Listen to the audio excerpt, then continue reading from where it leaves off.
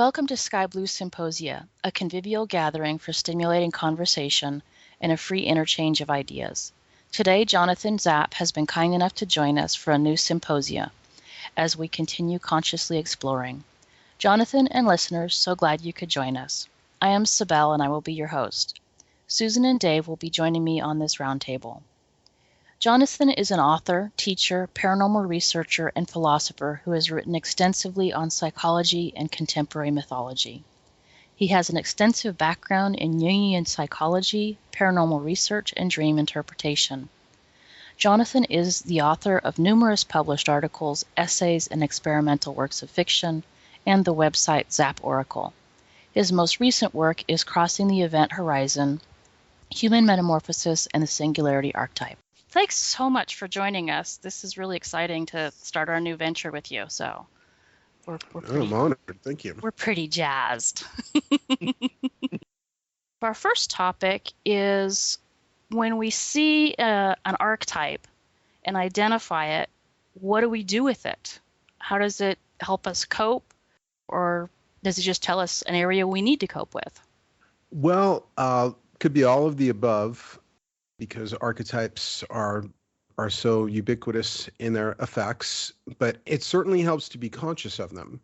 So sometimes the archetype may be the thing that helps us cope. Other times it's the thing that we have to cope with. And so, for example, take something like the Pura Eternus, the eternal youth. Now, somebody might wake up one day in their late 40s or something and discover that they've just spent the last 10 years desperately trying to hold on to youth and trying not to get tied down and just sort of being unconsciously possessed by that archetype. And now they have to cope with the effects of being possessed by it. On the other hand, somebody who may have had a long-standing conscious relationship with that archetype and has integrated it fairly well, and that's a big archetype for me, for example. I might want to bring that online when I'm ready to get into an imaginative, playful writing session of some kind, and that archetype could be very useful in its rebellious spirit to explode boundaries and to soar off into things and so forth. So it can either be the problem itself or the answer to the problem, or both at the same time in strange ways, because every archetype has a dark side to it, as well as usually having a positive side as well. Okay, that sounds good. And then Susan had some questions in more depth around archetypes. Hi, Jonathan. I've been looking at quite a bit of your site, which I find absolutely fabulous, and it just makes me ring like a bell. But I thought it would be very helpful if we could maybe talk about the anima, the animus, and the shadow, because they're three different things, and they're very, if people don't know what they are, I think that would help in starting to identify them. I think that would be really helpful. Okay, and I'll start with Anima and animus. I'll have more to say about the shadow. So let me get those out of the way. Yeah. And I see him a little bit differently than some people do. Many Jungians, or at least I've heard some Jungians admit, at least privately, if not publicly, that anima and animus are not very intellectually rigorous concepts. They're very hard to define precisely. Some of the things that the stages and things with animus and the types and so forth leave me kind of nonplussed. I like to think of them. I like to think of them a bit more generally as cases where a person, regardless of gender, projects aspects of their soul onto somebody else, or relate to it as an archetype or in the imaginal world, or externalize it in some degree, because you have all these anomalous aspects. Like, for example, we talk about it classically of like for a man, his anima will be a mysterious woman or something. It could be an actual woman that he becomes infatuated with, or an inner character or something. But then you could have a gay man and his anima could be male. So, for example, then one of the most beautiful stories and probings into anima possession is Thomas Mann's Death in Venice. And he actually knew Jung and was pretty well steeped in Jungian psychology. And of course, in Death in Venice, Aschenbach, I believe he's a writer in the novel and a composer in the wonderful Visconti movie, is infatuated with an androgynous young boy, Tadzio, that he meets at a expensive hotel in Venice and never really gets to know, but just has these projections on him based on his look and what he senses about his essence. And it's clearly, it's the most, in all of literature, I don't think that there's a better portrait of what anima possession looks like. But of course, in this case, the anima is a male. And, right. and then some of the things. And normally or traditionally, I should say, it's been seen as the opposite sex. In other words, for a man, it's normally seen as a woman, but you're breaking open that limitation of it. Yeah, and I'm not the first person or the first Jungian to do that or to point that out either, because I'm sure it's occurred to other people that there are people who are attracted to the same gender, and that changes things around and so forth.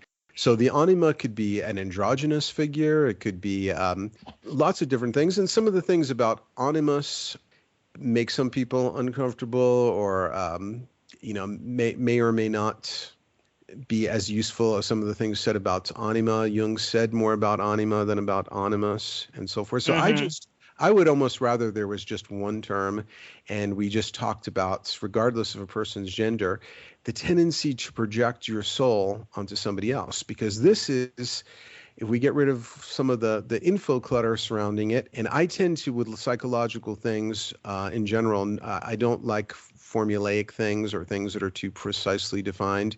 And I also don't like it when a typology or a system predominates to such a degree that it becomes a series of labels that has to be pasted onto everyone.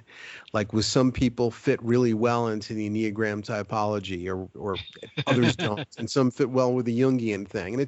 And Jung was kind of eclectic in this way too. He said doing dream interpretation that sometimes he spoke an Adlerian dialect and sometimes a Freudian and so forth. So with some people, I might not even want to talk about archetypes. It might be better to talk about the schemas of cognitive psychology or something else in relationship to them. So we don't want to make these, I mean, it's pretty hard to escape the shadow, for example, but we don't want to make these things completely color every way that we look and talk, every way we look at things, every way we talk about things, just because I wouldn't want anything to do that. But projecting your soul onto somebody else and projection in general are fascinating and extremely significant to every aspect of the human experience, pretty much. I think most violence is done in a state of projection. Now, when we look at anima projection, let's take, just so for users or listeners who are unfamiliar with it altogether, give a classic example: a heterosexual man who is a kind of typical guy who represses the feminine side of himself and is just out of touch with it, is walking down the street. He sees a beautiful woman, and based just on how she looks, he feels this numinous sense of like, aha, this is the woman. I've known her from other lifetimes. We were meant to be together. And there's this feeling of eternal recurrence. Now, this could, maybe in some rare case, these could be destined soulmates, but most of the time this would result in, if this person took it too seriously or literally, and they're becoming a stalker, or they're becoming obsessed, or making a nuisance of themselves. Or it could turn into an actual romantic relationship when projections are exchanged, and that could be even worse in some ways, because you don't find wholeness in another person. Now, but let me get back to why the feeling of eternal recurrence, when this projection comes back to your own psyche, like a radar return, it has this feeling of of destiny and of being intimately related to you, because that's true. It's just it's true in a way that has to be interpreted. But what you are seeing is your soul, and of course you are meant to be with your soul, and of course you've been with it through other lifetimes and have this feeling of eternal recurrence about it. The mistake is locating it in the other person, and so you can kind of see how this works with an optical metaphor I like to use, and we talk about it optically quite a bit. I mean, that, like the word projection itself.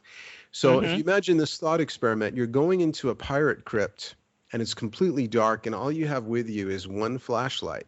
And now you turn on the flashlight and suddenly you are bedazzled by the red rubies and the green emeralds and the gold doubloons and all these beautiful colored gemstones. Now, actually, these items have no color whatsoever. All the colors are coming from the white light of the flashlight, which contains all colors. And they are merely based on their chemical composition and so forth. They are throwing back different refractions of that white light. So this is how projection works. We attribute those colors and energy to the outside object.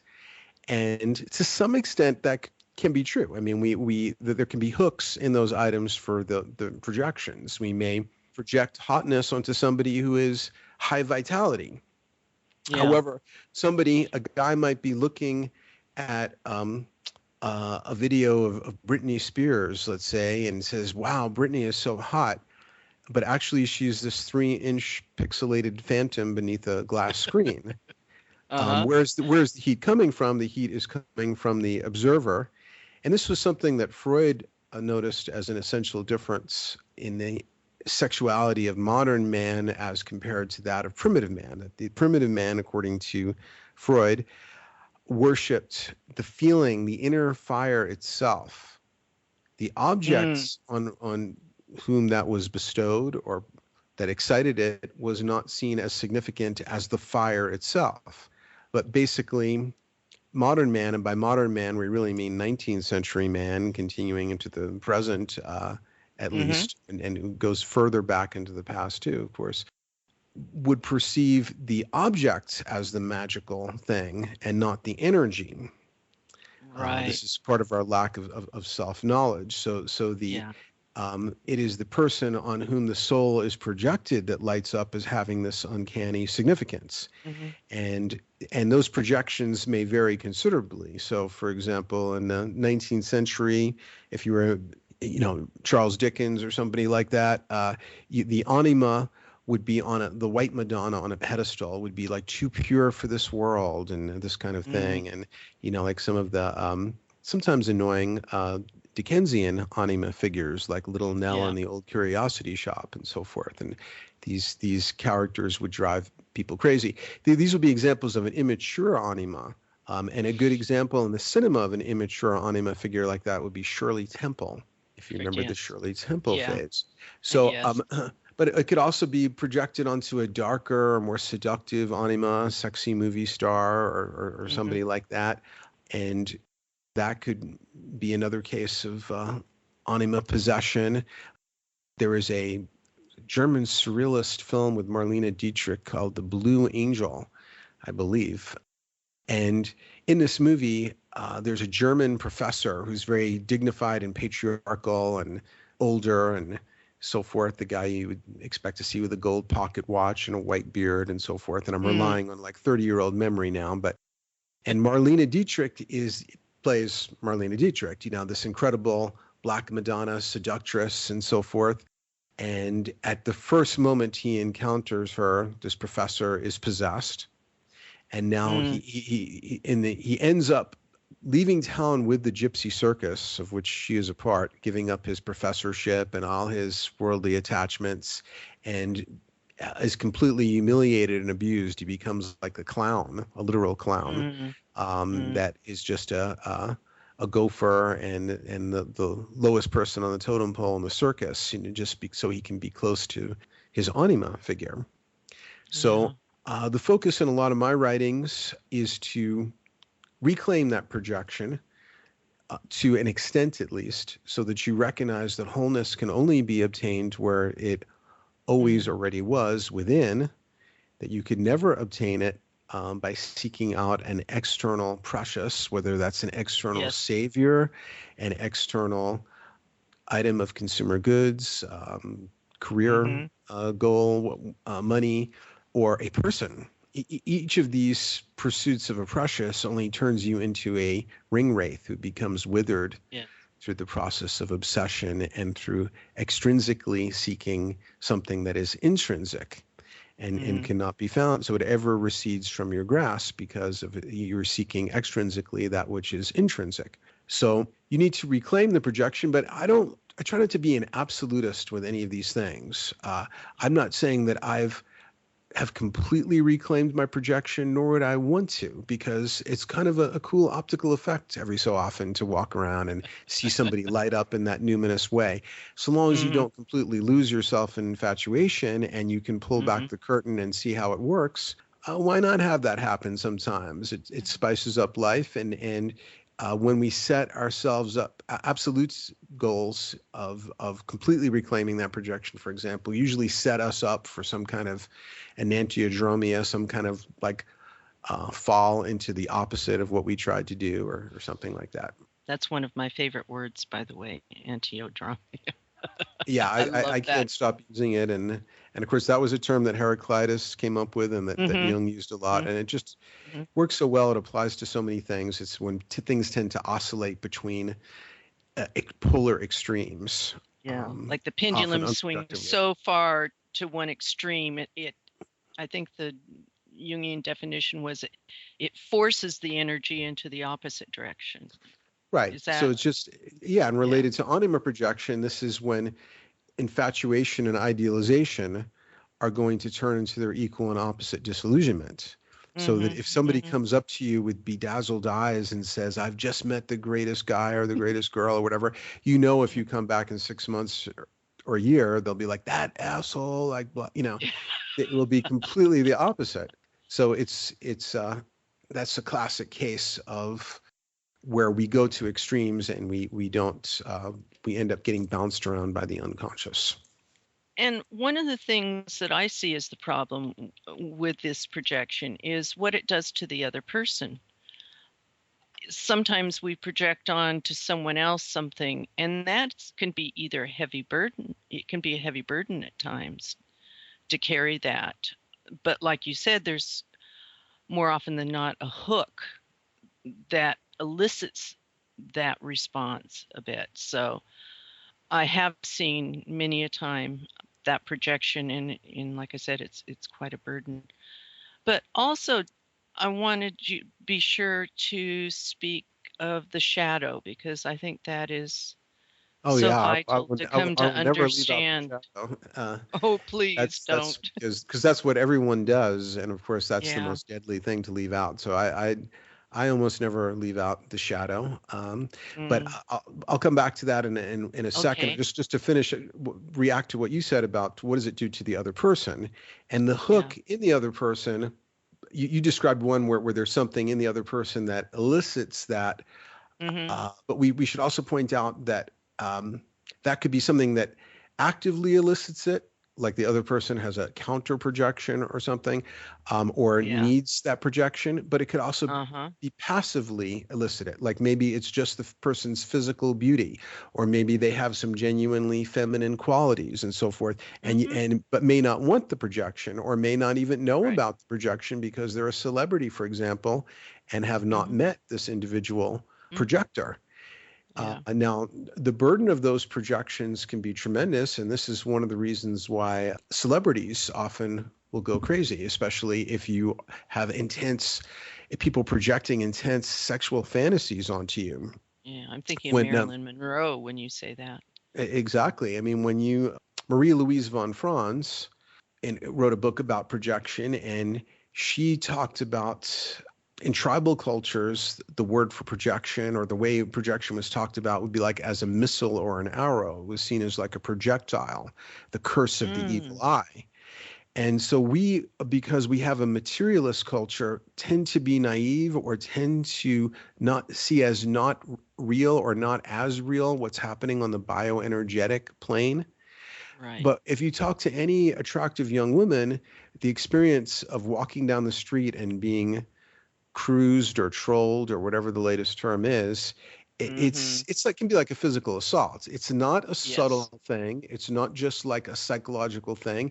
It really is more like a projectile or an energetic invasion, and Absolutely. and that has to be recognized. It's not just happening in some airy-fairy Jungian worlds. These are very powerful effects, and they can drive people crazy and or make them extremely uncomfortable or miserable or create suffering or do all kinds of things to people. Mhm. And so being able to reclaim your projections is one of the greatest gifts you can give to the world. Because That's otherwise you're going to lovely. be putting those projections on other people can be very distorting and Yeah. confusing for them. Yeah. So But now that leads us segue to the shadow. like you said earlier, though, if you're doing it consciously, it can be playful. It can be positive. It's when it's unconscious that it can be so harmful. Right. And Did I in get that right? classical, yeah, exactly. I mean, in classical Jungian terms, if it's conscious, then you don't call it projection anymore. But I think Mm-hmm. that's a little bit too clean a division, because I think I have plenty of projections. Even if I'm conscious of them, I still feel the energy going out there and lighting something Mm-hmm. up and so forth. So I think that, and the way you work with the archetype could be serious. It doesn't always have to be playful. There's no formula for it. It's extremely complex, and we must remember about archetypes that they are not objects we can bring within our complete scrutiny and control. They are also subjects, as Edward Edinger, a Jungian who Mm-hmm. wrote a lot about archetypes, has pointed out.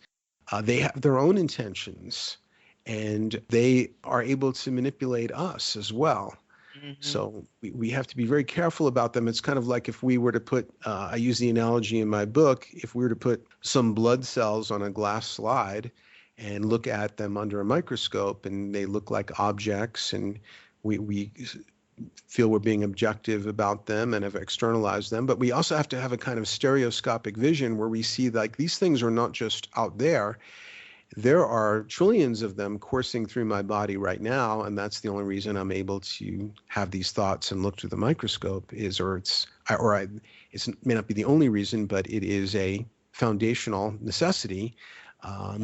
So they are not merely things out there that I'm in control of. They are also within and in control in some ways themselves and outside of my views. And I don't know if any of us could be completely conscious of all the archetypes affecting us at a given time. Yeah. So now if we want to segue into the shadow, Please do.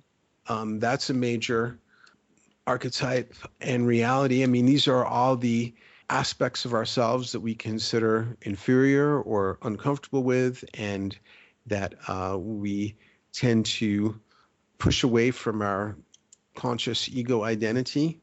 And Dr. Jekyll and Mr. Hyde is considered one of the most classic relatively modern stories that illustrates the doppelganger effect that can happen, where the shadow is not integrated, and there is this sort of schizoid split where somebody suddenly reverts to their shadow, and it's confounding to people because it's so different than what we expected from based on their waking personality. And I guess just before we were doing the audio check and getting ready for the show, I was watching a Colbert report. It was an older one that been lingering on my DVR for a while, and it was about General Petraeus and the scandal.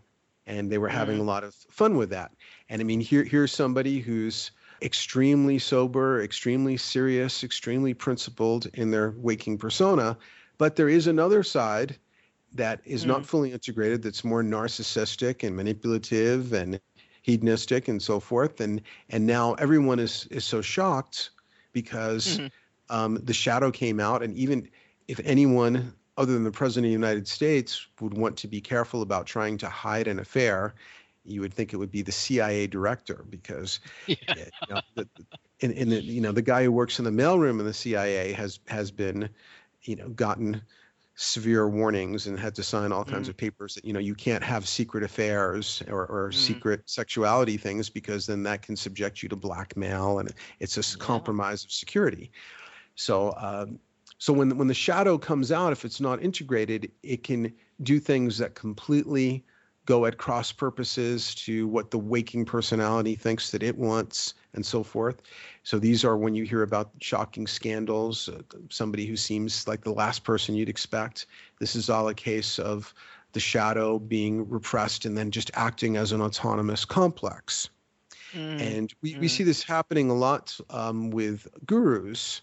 Oh, yes. And I was just dialoguing today with somebody who was a close inner circle, part of the inner circle of Adi Da, or Da Friedjan, or originally Franklin Jones from Queens, New York, who's one of the most fascinating of the abusive gurus, because he had a lot of genuine power and genius and so forth, but also a sort of the shadow of a poor man's Caligula, and with all kinds of sexual abuse and humiliating people and sadistic antics and greedy for money and all the things all the stereotype of all the dark guru things. Yes. So one of the things going on, and it's really a complex topic, and I've begun to realize that, especially talking to people who are much closer to these people than I would ever want to be, and you can't stereotype them as cleanly as you would like to, but generalizing them and taking them as an aggregate, that's a little bit more appropriate. And one of the problems is because these gurus have usually been people following Eastern religious paths, and there are very apropos warnings from Jung about the dangers for Western psyches following those paths, but I think also sometimes for Eastern psyche as well, is Absolutely. that there's this emphasis on vertical spiritual transcendence without the horizontal. Without the horizontal integration. And the people may have experiences of samadhi or amazing experiences of non-duality. I'm sure Aleister Crowley had them. But what is often not realized is that you come down from those, you need to be able to continue operating in the human domain, and may go back to being exactly the same kind of asshole that you were before the experience, except now you may actually be tremendously inflated and energized by it because you've had contact with archetypal material and the collective unconscious, which has tremendous energy. And if you identify with that energy, you become hugely inflated, you become megalomaniacal, you become messianic, you are filled with a desire to proselytize, which Jung recognized as a good warning sign of an imbalance in the psychic attitude and a need to kind of spread the contagion and so forth. And you become, if you come to believe that you are a perfect being, like, and another warning sign with these guru types, or two huge warning signs. If you hear crazy wisdom path, run, don't walk away. That's one. Number two, whenever there are permanent hierarchical claims, okay, like for example, Amma, who's a guru that many people idealize. In fact, I was walking around Boulder a few years ago. It's one of my oracle cards, and somebody had spray painted on the sidewalk, "Amma is watching you." Like, talk about a God projection. Yes. And in an issue of What is Enlightenment magazine called What is Ego? Ironically, the magazine is published by Andrew Cohen, a notorious abusive guru, with a titanic ego himself. But the magazine was great, this particular issue, and I never read such a thorough and interesting and insightful discussion of ego with many different people contributing to it. The one contributor who had nothing interesting to say, however, was Amma, and she said basically the only way you could defeat ego was to submit to a guru. And then she was asked, well, but who is your guru?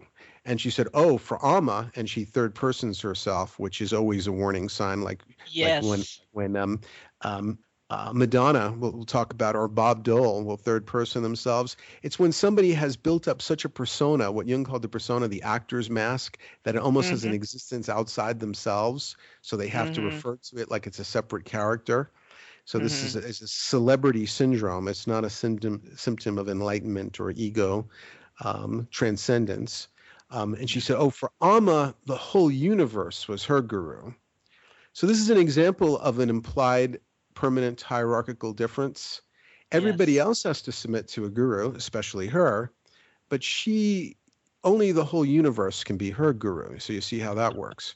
Now with Da Frijon, by his system, Jesus was the 5th level realizer, Buddha was a 6th level realizer, and he was a 7th level, and the first, the last, and the only 7th level realizer. In fact, first, last, and only was such a something that he continually claimed, that they actually in Adidam, in his own religious cult, they were just referred to as an acronym, FLO, for first, last, and only. So this is what happens when the shadow is not integrated, and where somebody is the subject of projections that they've invited, in the case of a guru, or some other cultic figure, and have been given tremendous power. Now the ego becomes monstrous, and it starts to just act out as an autonomous complex, and all kinds of crazy things happen.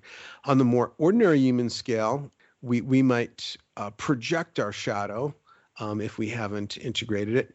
Often we will project it onto that really irritating person at work, usually who is the same gender and similar to us in age. That's often shows that it's likely to have a shadow projection quality. And the person, again, may have a hook in them. They may be a genuinely obnoxious person who exaggerates the very qualities we fear or dislike in ourselves. So, for example, as a narcissistic personality type, though I have never had narcissistic personality disorder like Franklin Jones, Da Frijon, Adida, was a classic narcissistic personality disorder type. Steve Jobs is another one.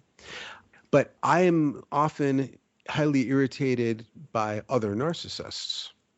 You see how that works?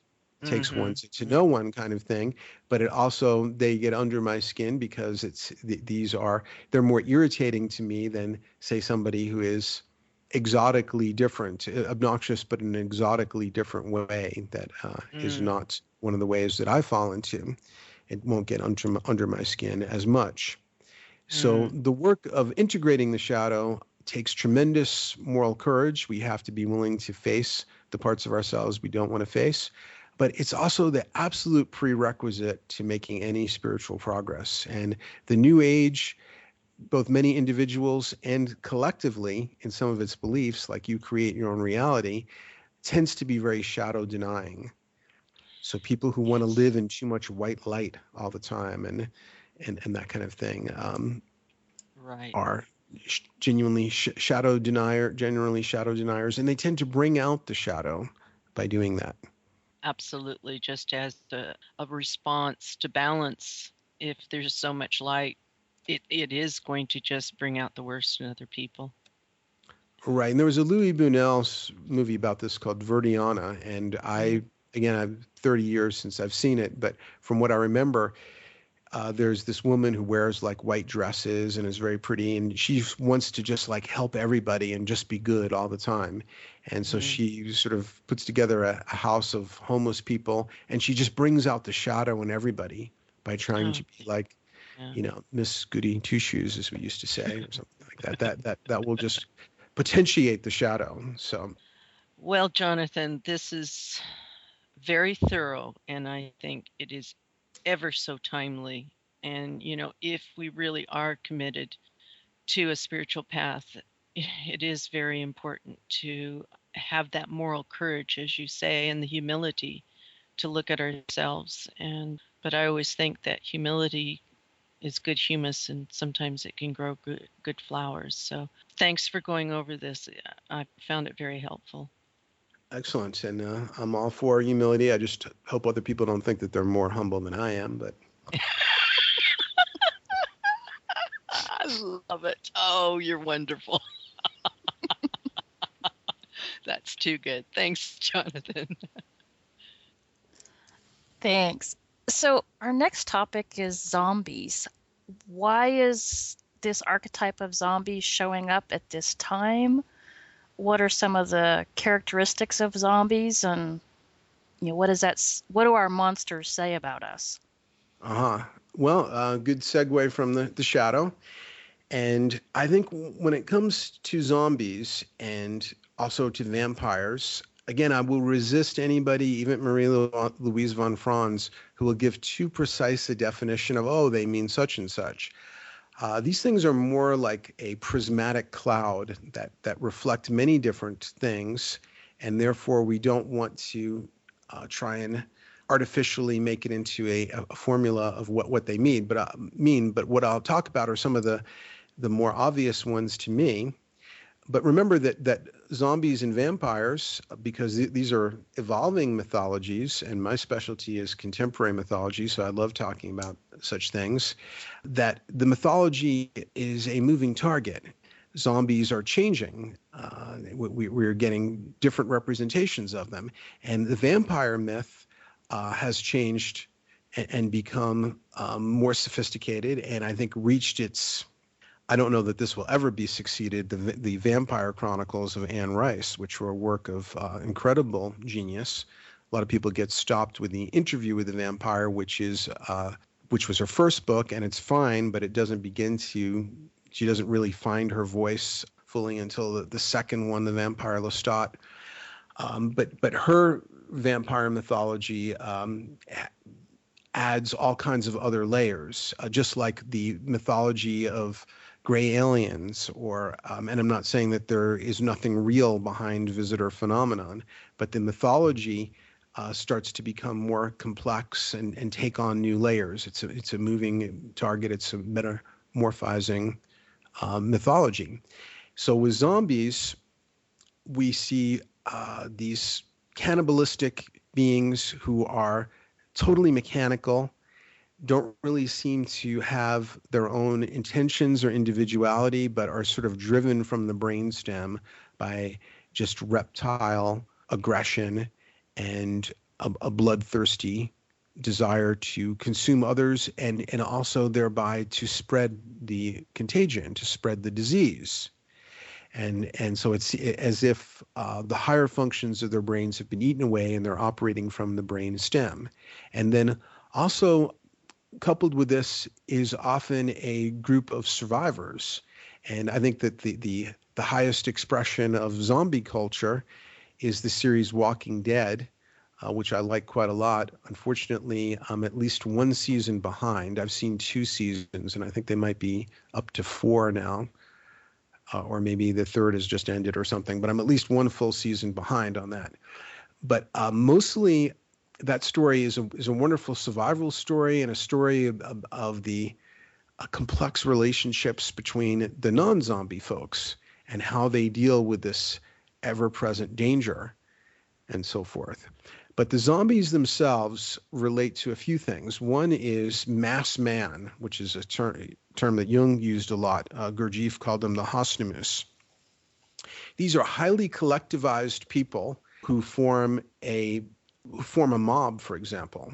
And we see these things happen all the time. I was just reading Tom Wolfe's latest novel called Back to the Blood, and there's a scene where there's something called the regatta or something, which you think would be a parade of boats or something, but it actually turns out to be a sort of bunch of drunken fraternity and sorority college kids that are having these orgies and so forth, and they all kind of start, ooh, ooh, ooh, they start making these sounds together when something exciting is going on and so forth. And I remember I would see kids do this in high school. I was a building security coordinator for a school in the South Bronx, and you could see kids who were getting into some kind of violent mode or getting into a mob mentality. They start all making a sound together. We see it at football games and all kinds of different places. And some sensitive kid maybe will have a slightly paranoid reaction to smoking just some marijuana, for example, and will be at a party, and suddenly all the faces seem like leering masks, and suddenly it seems as if everybody is a zombie or some kind of evil puppet, and they're to devour other people. And I've had many kids relate these stories, or adults relate that they've had this experience, remember this experience from their past, or I've had it recently at the singles bar or something, where suddenly somebody becomes their self-awareness. They have a moment of like self-remembering, so that they're coming from a deeper place in themselves, and then they look around and see all these mechanical social personas going on around them, like anybody becoming self-aware in high school, for example. And now it looks like you're in a world of zombies, because these people are all kind of, they lack their own will. They lack their own center. I have an oracle card called Beware the Hollow Folk. And another version of it is called The Sweet Candy of Slippery Scarecrows. Or in T.S. Eliot's poem, The Hollow Man, we see some great insights into this type of person who is not really coming from a real center, which would be what Jung called the self, which is the totality of psychic structures, but from this constructed social persona, which has been inherited from outside conditioning. So, for example, whenever you see somebody who looks completely like the era that they're in the 50s, they wore saddle shoes. In the 60s, they wore bell bottoms and love beads. In the 70s, they wore disco clothes and so forth. In the 80s, they did coke. Whenever you see people that completely resemble the immediate zeitgeist that they're incarnating in, that's a good sign that you're dealing with a zombie, a hollow person who's been formed by outside conditioning. And so there's sort of this puppet that's, with cereal box tops and, laser barcodes and, ad decals pasted all over them. And it's like an ad I once saw. I wish somewhere I've saved this. I have to find it, but it shows a very square-jawed, conventionally handsome-looking guy with a mustache and designer clothes on. And it says, Joe Lancer. Underneath his Yves Saint Laurent shirt, his Pierre Cardin pants, and we go through like 2 or 3 brand names of what he's wearing, he wears Brut. So in other words, underneath the brand names is just one more brand name. Yeah. And so these are kind of like, these are one version of the zombies. But they're not the only version of it, because another aspect of the zombie thing, and it's just like with dreams. Dreams can be intensely archetypal, but they're also often the songs of the body too. So sometimes we can overread things a little bit, and there may be something more concrete going on as well. So another way of looking at the zombie thing is that it could be the collective psyche having a medical dream in a certain way, and a certain immunological warning about something, because I write a lot about what I call mind parasites, and I've looked into biological parasites. And basically the zombies, far more than vampires or a lot of other fantastical creatures, are much closer to being a real medical possibility, because there are many, many cases in nature where a parasite will take over the will of a higher organism and basically get it to do the bidding of the parasite. So a microbial parasite, rabies, for example, can take over a higher mammal like a dog or maybe even a person, get them to go into a frenzy in which they will bite other mammals, thereby opening a vector for the spread of the parasite. There is a parasite, I think it's called the liver fluke or something like that, and it has a complex life cycle, and it starts off, in a sense, it's a circle, but we'll say that it starts off in cow dung, and then maybe an ant eats some of the cow dung, becomes infected with the liver fluke or something, which then enters its brain and causes it to want to, against every survival instinct, climb up a stalk of wheat and just wait there. And it just waits there until it's eaten by a cow. And it can then go through its whole, enter the intestines of the cow and go through the whole, keep cycling through its life cycle. There's another parasite that will attack a hermit crab and eat away healthy tissue, but leaving critical systems so that it doesn't kill the crab, and it'll leave the optic nerves, for example, intact, and some of the brain structures and enough of the muscles so that it's almost as if it's now operating the crab, almost like an imperial walker. It's able to take over, to get the crab to do its bidding. So it is perfectly possible, because parasites also outnumber all other species, according to National Geographic, 4 or 5 to 1. Wow. This is already an existing model in nature, that a parasite can take over a higher organism, eat away parts, and maybe just leave a brain stem so that the heart doesn't stop beating. And sorry about that. But it loses its will. It loses its higher functions. So that could be a real biological possibility. Yeah, that's that's an extreme example, but I think of candida, yeast overgrowth makes you crave starches to feed the yeast overgrowth. Exactly. And so that's changing your behavior, and it's not what's good for you, it's what's good for the candida. Exactly. And even though the candida is so much more primitive, it's able to take over the will of a much higher organism. What becomes even more scary is when the parasite is as complex or as we are, or even more complex. That would be in the case of a human parasite, like a psychopath, for example. The manipulation that they can do, a few psychopaths could take over an entire country or take over the world, conceivably.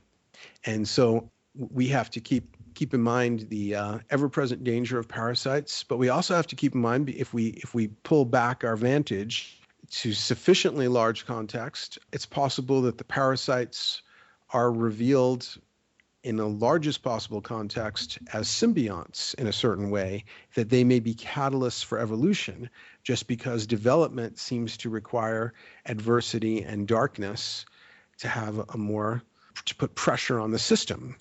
So, for example, there's something called the Red Queen hypothesis that some Oxford biologists, I believe, came up with, and they got the name from Alice in Wonderland, where the Red Queen says to Alice, "You see, here, my dear, you have to run as fast as you can just to stay in one place." And the Red Queen hypothesis says that sexual differentiation, as compared to asexual reproduction, came into being only as a response to parasites, because parasites were so adaptive that the only way hosts could stay genetically ahead of them was to have the greater genetic novelty of sexual reproduction. So sexuality itself could have arisen, and gender differentiation as a response to parasites. So we really don't know what role they play ultimately in our evolution, just like we see in the series The Walking Dead, that the spiritual evolution of the characters, and some characters move downward in their spiritual trajectory and act in very ugly or psychopathic ways once the system of society is broken down, and will turn into pirates or road warrior types. Others will become unexpectedly noble and self-sacrificing.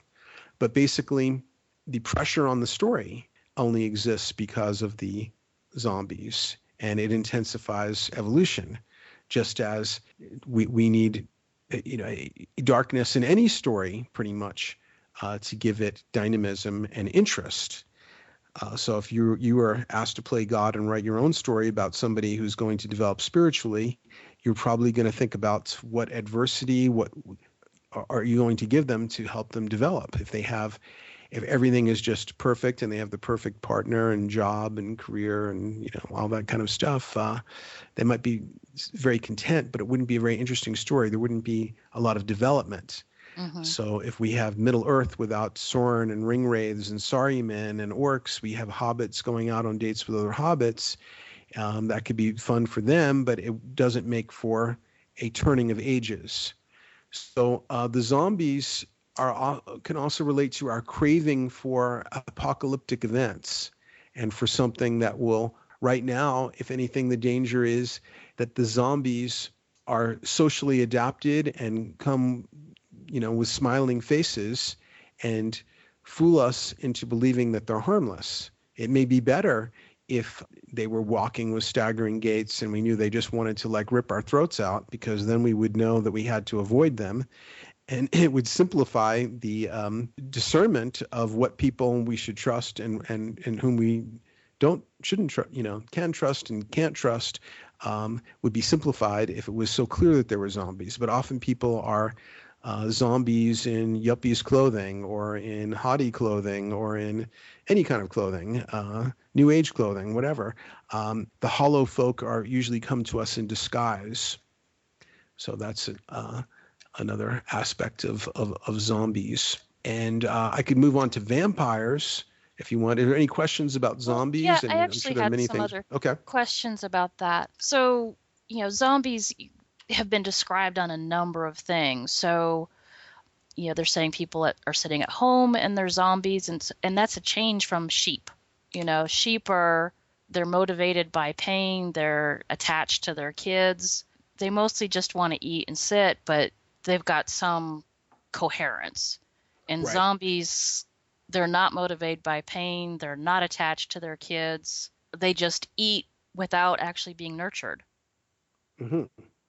Well, one of the things this could relate to is the plague of psychiatric drugs as well as poor quality food we have going on, because this could be another way in which they're an immunological alert, is that we do have a zombification going on, in that a lot of these psychoactive medicines, and I mean, you probably know that virtually all the school shooters, and when we find out, it always turns out that they were on SSRIs, and it even says in their own literature, some of the symptoms are homicidal and suicidal ideation, especially if the level has been changed recently. And maybe it's only one person in 50,000 that has that reaction, but in a country of 300 million, by the law of averages, of course, you're going to get these going postal type shooters or school shooters or whatever happening every so often. And there's a psychiatrist who's a very vocal critic of these medications, Dr. Peter Bregan, I think his name is, and he says that these medicines usually work by reducing affect, by reducing genuine feeling, though others would say that common symptom of Prozac is numbness. Right, and the Pink Floyd lyric about being comfortably numb. Yeah. So this is a type of zombification, and also where somebody has just lost their center. It's that hollow folk thing again.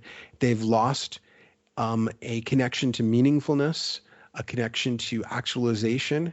They lack a core as a person. They learned in high school to become the social persona, and then the social persona even kind of ran out of energy. Like maybe, it was a very lively social persona when they were a hottie in high school or when they were trying to get the hottie, but now maybe they're just like a fat slob who lives by themselves. And so now the shell has lost its energy. So, and that's where you get a real disassociated zombie type who has no empathy for themselves or for anyone else. And of course, also psychopaths are born apparently lacking that type of affect. So what are some of the differences between zombies and vampires, and what does that say about us that we're talking more about zombies now than vampires? I mean, vampires have been very popular, so I don't know if we've stopped. I don't know if they've lost their popularity if you consider Twilight, and which I would rather not consider. It seems awful. But a really good show, I think it's HBO, True Blood, which was based on a series of vampire novels. I read one of the novels, and I've been I'm missing 2/3 of the latest season of True Blood, but it's a pretty advanced vampire mythology, a very complex one. Vampires are different in that people can have prideful identifications with the vampires and fall in love with them. We don't really talk about sexy zombies, but people do like to dress up as zombies. In fact, I live in Boulder, Colorado, in Denver. It's the most fun thing I've ever seen in Denver. I've only been once, but they have a zombie crawl where it happens around Halloween, where thousands and thousands of people show up, meticulously, ingeniously dressed as zombies. So it's What's a very that about? popular. Is Well, are we just playing with our, you know how during the Black Death they did Ring Around the Rosie to mhm. play with what was truly scary? I mean, are we playing with what's truly scary, or what are we doing when we do that? That's part of it. I mean, just like we've done that, there was a phase back in the 90s where gray aliens, and to some extent it's still going on, but there was a certain phase of like 3 or 4 years where they were like a motif on like every plastic item, or like, there were gray alien gumballs and things like that. And so we take these, that's one of the ways we depotentiate something that's scary, is to make it into this fun thing, just like pirates have become a fun thing, but it's actually not very fun if you're on a ship and you're attacked by Somali pirates, or Yeah. if you were in the 19th century and we're dealing with those pirates. I mean, they were zombies in a very scary way, but we make them into these fun icons, and there can be lots of reasons for that. Part of it is also just borrowing from the Halloween urge in general to dress up and to shift identities and all that kind of thing.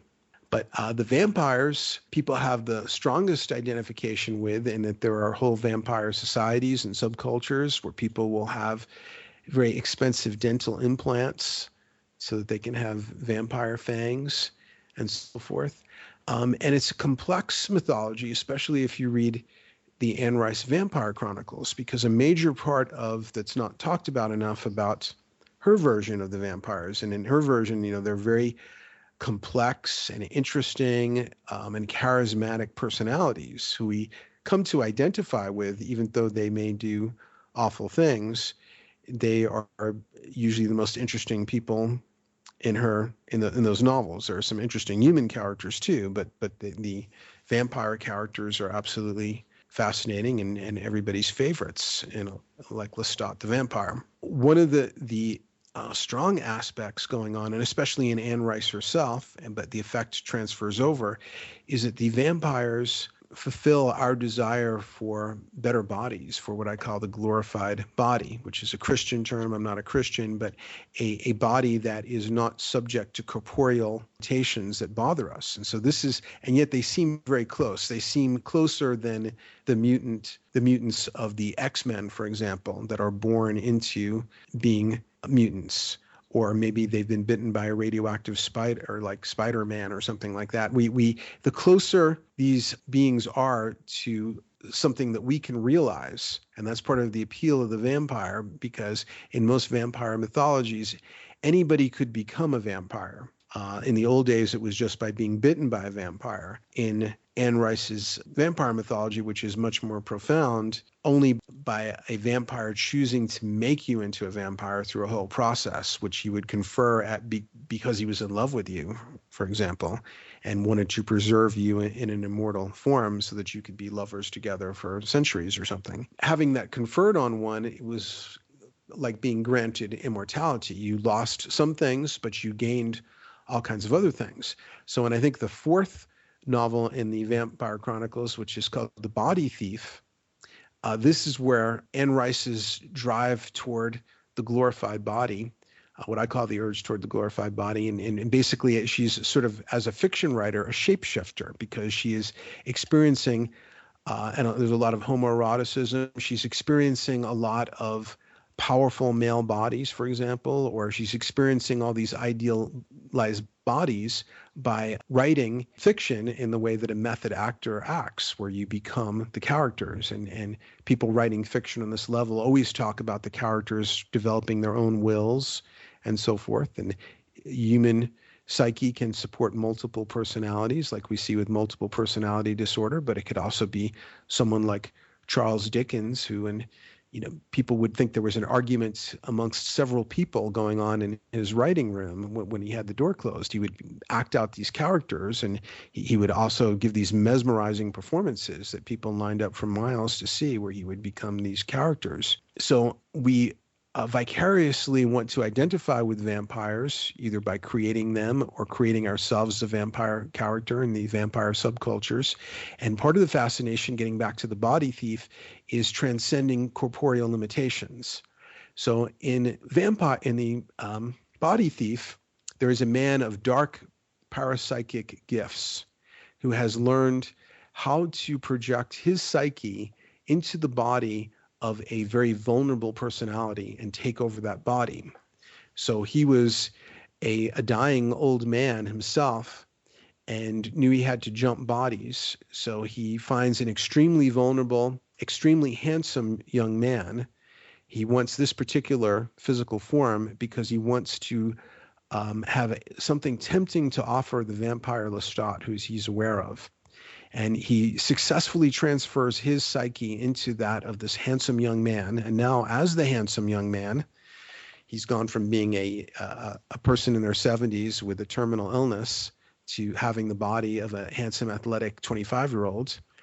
And we feel the thrill of the writer in being able to pull off something like that, and to create in us the idea that we too could maybe in some way, dark or otherwise, rebel from what I call the one body, one psyche rule, which you can understand how almost anybody would want to rebel from at some point. Even if you are currently a supermodel, you know that time is going to steal that away from you. And in 20 years, you might want to be able to steal back into the body of a new 20-year-old supermodel, let's say.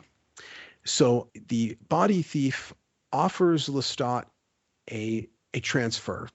Lestat has for centuries not been able to see a sunrise, not been able to eat food, not to be able to have sex in the conventional human way, and so forth. And he said, let's do a 24-hour trade. Everybody who is an ally of the vampire Lestat tells him he's being tricked, but against his better judgment, he can't resist it because he always has to experience everything. And so the transfer takes place. And Lestat is almost immediately so disappointed, even though he's in the body of a handsome 25-year-old male. This is like the perfect type for him. He is absolutely disgusted by bowel movements and by the need for sleep and by the limited energy, by the limited psychic qualities. He is completely disappointed with the corporeal reality of being in a, what I call a mortal corporeal 1.0 body, and all its limitations, and can't wait to get back into his more powerful vampire body, which of course the body thief has absconded with and does not show up to make the return trade, and he must go through adventures to get his body back. Also, what happens in the Anne Rice vampire mythology is that vampires go through a reverse aging, and again, this corresponds to our desires as well. As vampires get older, they become stronger and more etherealized. They become less dependent on drinking blood, and they become more and more powerful, so that a newly made vampire is completely threatened by, say, a 500-year-old or a 1,000-year-old vampire, but a 2,000-year-old vampire would be completely threatening to them. So you actually are becoming more glorified through age as compared to deteriorating through linear time like the ordinary body does. So this is part of the fascination with vampires, is having a more glorified body. Also, identification with darkness allows people like just as it does for heavy metal fans, for example, to feel like they're empowered by the darkness. They don't realize that they could still be victimized and destroyed by the darkness, regardless of their identification. And then also with the vampire thing, it's a fantastic metaphor, and I shouldn't even say metaphor, it's a fantastic way of slightly displacing the reality of human sexuality, which has so many vampiric-like aspects that we cover from ourselves. Most people are attracted to vital young people. I mean, do you see the vampiric quality of that? And many of us, if they were sufficiently attractive enough, would be tempted to compromise ethical boundaries and so forth to be able to exchange bodily fluids, for example, with such a vital young person. I mean, human sexuality, in a very conventional sense, has so many vampiric qualities. that we can't even say it's a metaphor. It's more just like a very close mirror of human sexuality in so many ways, and the dilemmas and the horrors and so forth, the intrigues and the temptations that it presents us with. Yeah, it's fascinating to take these templates of these archetypes and lay it over and see what the fantasies tell us, hidden there and what's revealed there and all that kind of thing. Yeah, they tell us often a hell of a lot more than the 6 o'clock news does. Though I'm actually a news junkie, so I'm not against reading about current events. But when you look into what's going on with modern mythology, that's when you really get to look into what's behind all the talking heads and what's really going on. And that's sort of the way Jungian psychology works, or depth psychology works in general, is it recognizes that when we talk about war, or we talk about the economy, or we talk about environmental pollution, these are 100% psychological products. If you really want to find out what's going on, you've got to look past the numbers and past the nightmare of history from which we're trying to awaken, as Stephen Dedalus put it, paraphrasing, and look into the psyche, because that is the source of all these incredible phenomenon. And as Jung said, there is no such thing in nature as a hydrogen bomb. That is all man's doing. We are the great danger. Psyche is the great danger. You know, some people will think, oh, you're looking at vampire mythology like it's some sort of like frivolous hobby or something. No, this is looking into the right into the center, the core of everything that's going on right now. We look at these things. Absolutely. We're at about an hour, so I was wondering if this is a good time for a little break.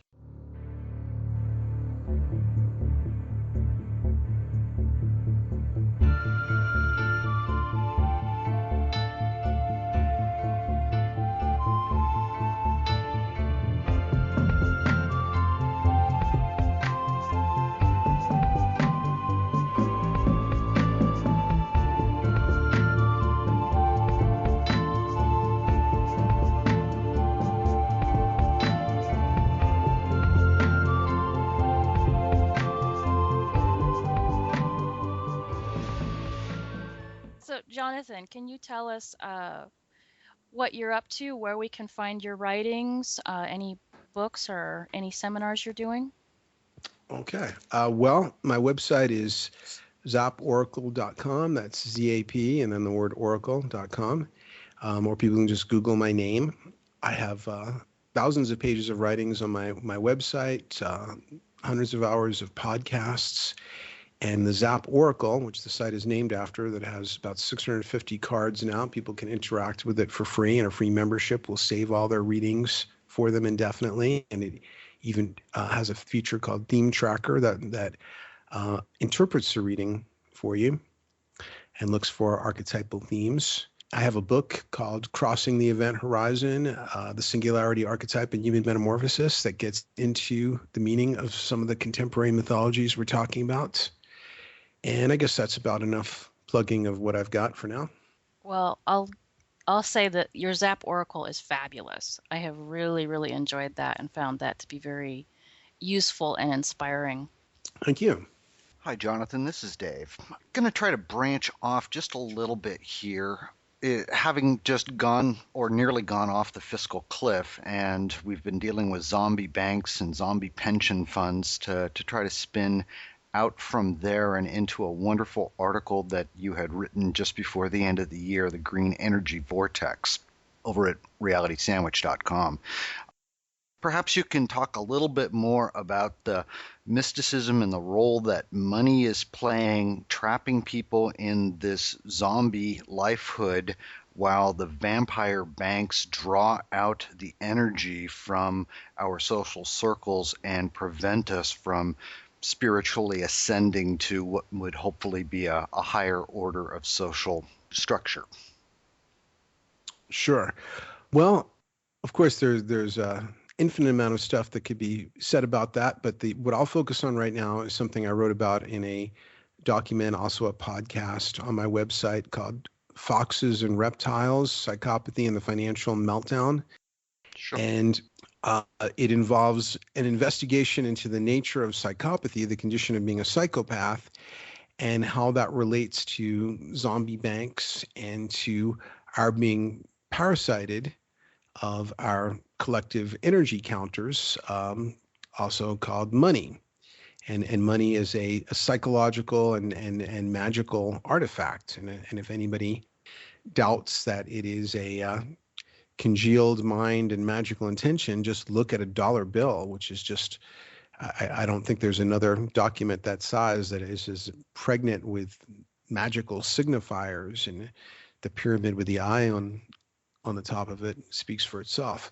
So the connection between psychopathy and finances is something I got started on when I heard testimony that Alan Greenspan gave before Congress after the meltdown, where he did a kind of mea culpa and said, I came to realize there was a flaw in my model. I assumed that self-interest would keep people from doing certain irrational things. And I realized that what he had confessed to was a psychological flaw in his model. And that made me very interested and made me think of psychopathy for reasons I'll relate in a moment. And it wouldn't be surprising that Alan Greenspan's system would have huge psychological flaws, because he was very influenced by Ayn Rand, who had an amazingly unintegrated shadow and had an extremely flawed system that has had an ill effect on our culture and has helped to inspire people like Paul Ryan into being charismatic ideologues with unfortunate ideas about the economy. And another reason why I connected psychopathy to, or why I thought of psychopathy when I heard Alan Greenspan's statement, is that one of the features of psychopaths is that it's not considered a mental disorder, in that they are not delusional more so than other people are. In fact, they tend to be more coldly rational than the average person. But one area where they are more irrational than average is in their love of risk-taking. And this is where usually they are very rationally and coldly doing what they think is in their self-interest. But where they violate that principle is in their love of risk. And the reason why they love risk and adrenaline junkie situations like the stock exchange or extreme sports and things like that, or becoming, say, a fighter pilot, is that psychopaths do not experience the normal range of human emotion. And they do, however, experience what are called proto-emotions like anxiety, rage, frustration, excitement, and so forth. And so in order to be able to feel anything, they often need danger and risk and novel situations. And so that's a place where they will violate their own self-interests in order to experience risk. Like, for example, Jeffrey Skilling of Enron infamy was known for taking his male executives out on extreme sports vacations, that he wanted to be so dangerous that somebody might actually die. And they would race dirt bikes through the desert canyons, and broken bones would be suffered by some and so forth. And he loved that kind of thing. And so psychopaths will tend toward high stakes environments, and people will describe the stock exchange using the language of combat and so forth. And so this is a connection to Alan Greenspan's statement, because psychopaths, and now we actually have a study, Robert Hare, who's the world's leading expert on psychopathy, actually conducted a study where they used the leading diagnostic tool called Hare's psychopathy checklist to rate where Wall Street people were on the psychopathy spectrum, and they were found to be quite high and quite very much above average, which was something that had long been suspected, that you have a much higher concentration of psychopaths in high finance and in the upper echelons of politics, and sometimes also in the higher ranks of the clergy, because they will go where the action is and where there is a high concentration of energy. Because if you're a predator parasite, you're looking for the richest deposit of energy. So you want to go where you're going to get, you don't want to be a church mouse. You want to go where you're going to get fed well, and that's Wall Street or in the upper reaches of things. Sometimes it's also at the head of a religious organization or heading a religious cult, because where there is a religious situation, it's in many ways ideal for psychopaths that are experts at camouflaging themselves, because the fact that somebody's talking about Jesus and all that kind of stuff will make people assume all kinds of other things about them. They're reading from scripture. They can't possibly be a wolf in priest's clothing or whatever. So we see all kinds of evidence that psychopaths have created the Wall Street culture. And so I use the term, instead of sociopath, I like the term situational psychopath, because they create a culture of psychopathy so that even people who are not psychopaths but get jobs on Wall Street will start to act like psychopaths. Like, for example, many of the people who are in the Enron energy traders, these are the people who were caught on the phone saying things like, yeah, I just, charged Aunt Millie up the ass for her electricity. And, we've all heard those excerpts where people said these incredibly ruthless things about their fellow citizens as they ripped them off as if they were a bunch of boys playing a video game. So situations of classic situational psychopathy include combat, male locker room situations, and financial trading floors. In modern mythology, a movie that really illustrates this connection between psychopathy and the financial meltdown is the prophetic movie Wall Street by Oliver Stone, from the 80s, the one with Michael Douglas and Charlie Sheen. And Michael Douglas plays Gordon Gekko, who's the famous Greed is Good takeover champion in the movie. And he was actually, in the 80s, people were so identified with him that they thought of Gordon Gekko as a hero. And people actually believed the philosophy, Greed is Good. And Michael Douglas would often have to point out to people, actually, I don't like that character. I don't believe that greed is good. That's what that character says. You're stupid if you actually believe that that's what anybody making the movie was trying to promote. Gordon Gekko, who's named after a reptile, is a classic psychopath. He's described in the movie as, this is more or less an exact quote, that he had an ethical bypass at birth. Well, that is an incredibly concise and accurate definition of a psychopath. They've even found a genetic marker associated with psychopathy. Psychopaths also look very different under functional MRI scans when shown images of emotional content.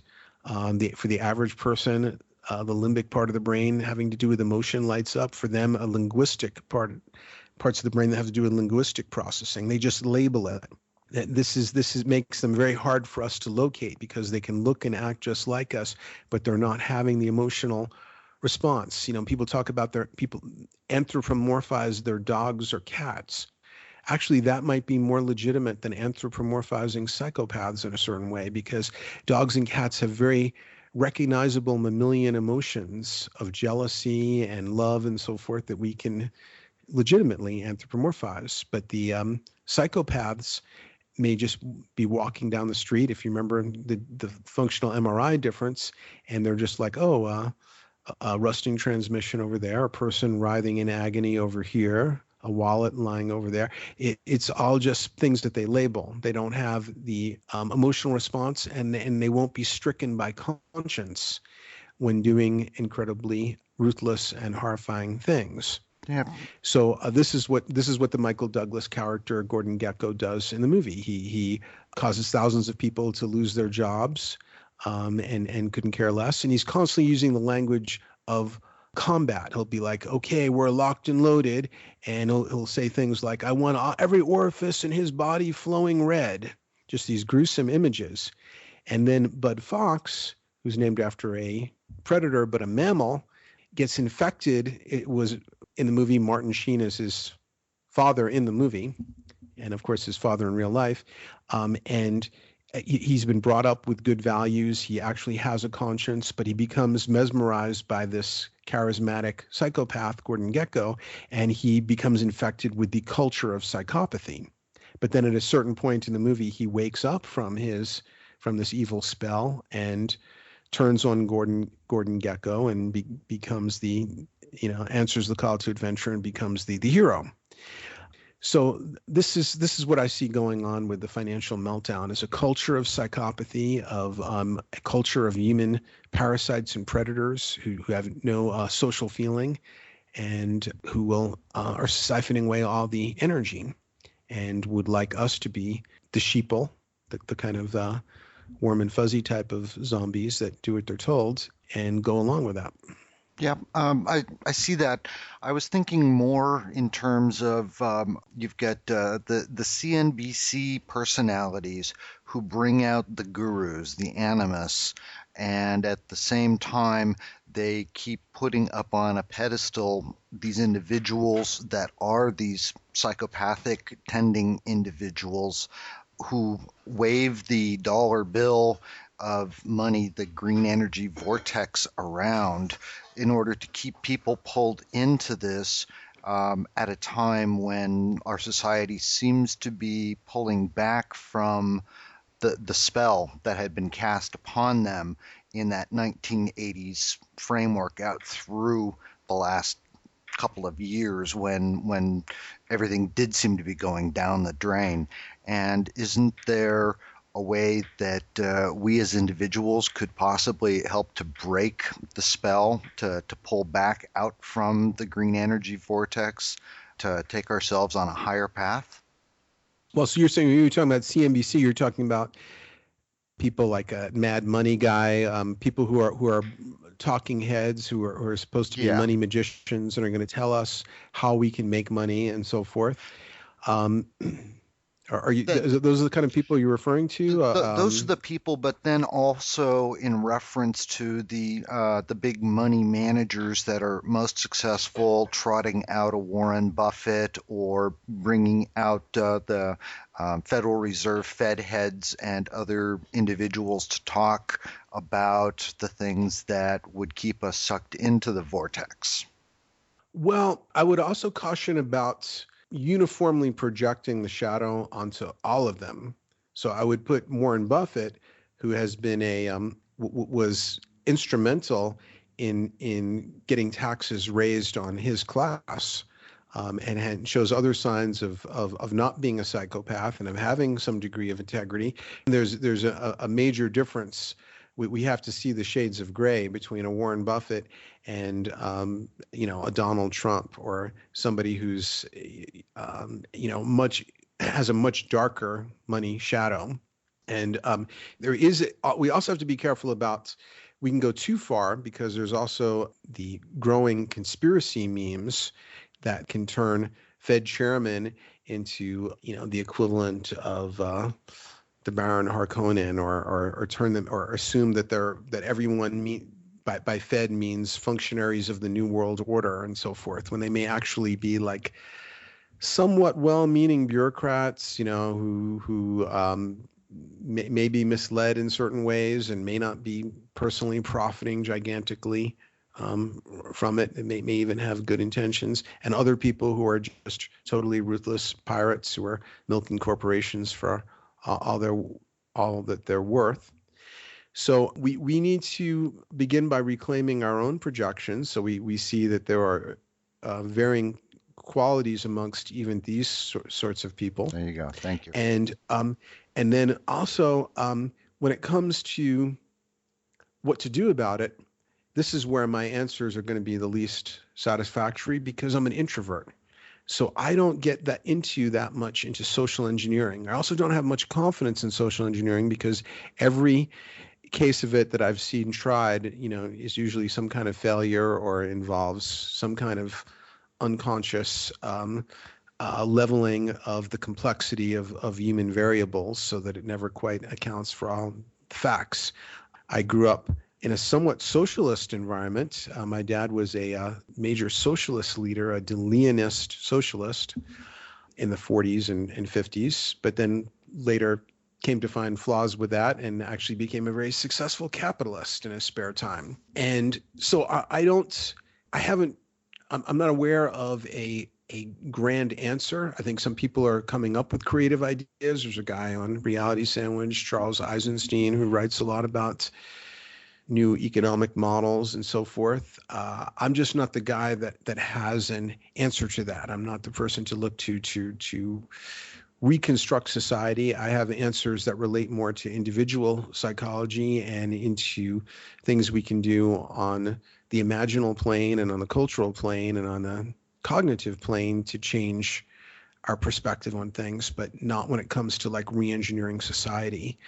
My interest and abilities stop there. That's okay. No, thanks very much, Jonathan. Society is built up upon the mass of individuals, so if we can each do those little things to reclaim and pull back into ourselves that which we're projecting out, it will do a lot. So, Sibel?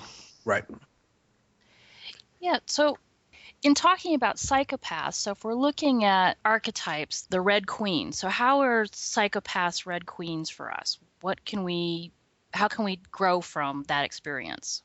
Okay. And that reminds me that there was one small answer that I came up with at the end of it was small enough that I guess I even forgot to mention it, but I did offer one possible solution, which would be to set up a regulatory organization, but that would be much better than, I can't think of the acronym right now, but the one that's supposed to oversee Wall Street, but did such a poor job of it. The SEC. SEC. Yeah, exactly. If there was a system set up where brilliant psychopaths could get 6- and 7-figure bonuses for catching other psychopaths, so that they'd be highly motivated and even maybe get almost celebrity status for doing so, that would be a very good way to make use of their motivations and their talents to catch other psychopaths and people who are manipulating the system. So I'd like to get the Gordon Geckos of the world properly monitored and properly rewarded, working on the regulatory side somehow, if that's realistic. Brilliant. That's fun. I like that. So how can we make use of it? The same way that we make use of suffering and all the shadow things that come to us. So, for example, somebody I know who was a trustafarian and was identified with the Puriturnus, and as soon as he had a large inheritance, he managed to waste it all in a short period of time. But then suddenly he was in the humbling position of he'd been a very spoiled and privileged person, and now his lot was thrown in with a lot of unprivileged people, and he was learning and having a lot of soulful experiences.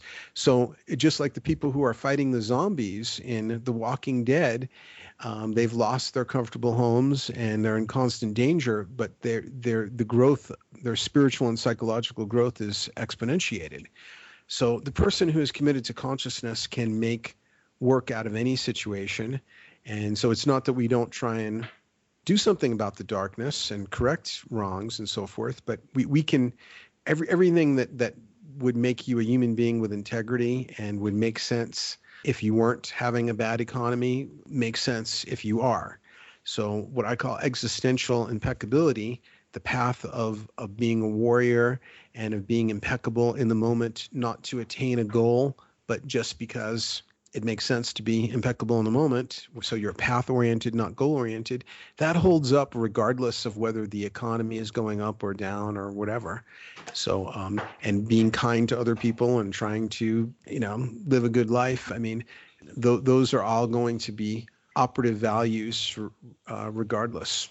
Yeah, I actually see in The Walking Dead, I've watched some of that, people are finding their humanity almost stronger because they're so confronted with not humanity.